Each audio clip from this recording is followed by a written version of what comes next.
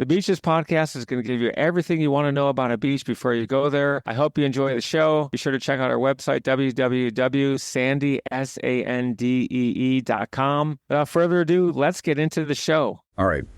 Curacao. Huh. Sun, sand, and some seriously colorful scenery from what I'm seeing here. Yeah. But we're going deep, right? Deeper than a snorkeling trip, that's for sure. We're talking about what makes Curaçao more than just a pretty postcard. Right on. And I've got to say, this place seems to have it all. We've got history, we've got culture, we've got those beaches everyone's dreaming of. But let's start with something that really caught my eye, those coral reefs. They're supposed to be incredible. You've got all the details. What makes Curaçao's reefs so special? Well, location is everything. In Curaçao, it's just outside the hurricane belt, which is huge. Okay, so calmer waters. Makes sense. Exactly. Those calmer waters mean the coral reefs thrive. They're vibrant, healthy, and teeming with life. We're talking hundreds of types of coral, fish you won't find anywhere else. It's a diver's dream for sure. Sounds like it. But I've got to admit, while I love a good reef, I'm more of a beach bum at heart, so spell it. What's the beach scene like in Curaçao?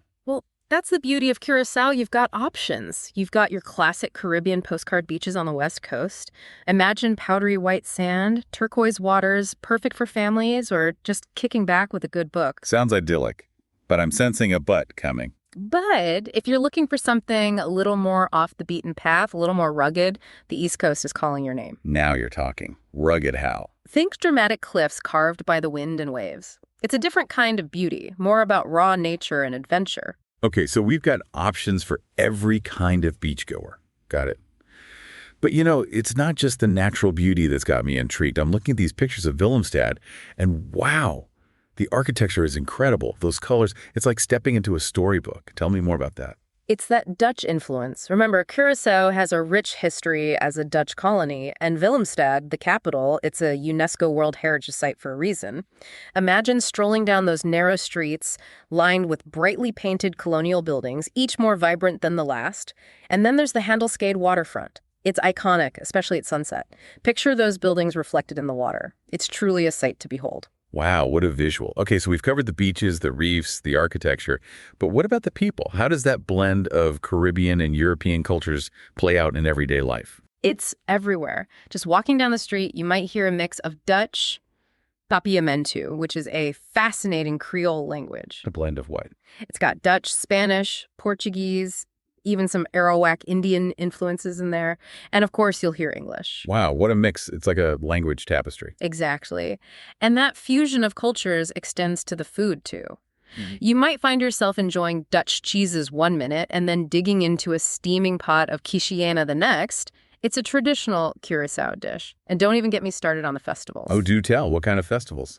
There are these vibrant celebrations of Curaçao's heritage with traditional music, dance, food, you name it. It's a feast for the senses. Sounds incredible.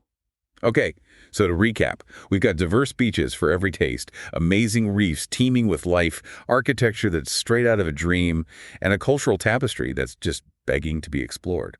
I'm ready to book my flight. And that's just scratching the surface. There are hidden gems around every corner waiting to be discovered. So for anyone listening who's feeling that travel bug, what should they be thinking about? What's the one thing to ask yourself before booking that trip to Curaçao? That's easy. What kind of experience are you looking for? Do you crave the laid-back vibe of the West Coast, or does the adventurous spirit of the East Coast call to you? Once you figure that out, the rest falls into place. Love it. Figure out your Trabzor personality, then choose your own Curaçao adventure. Happy travels, everyone.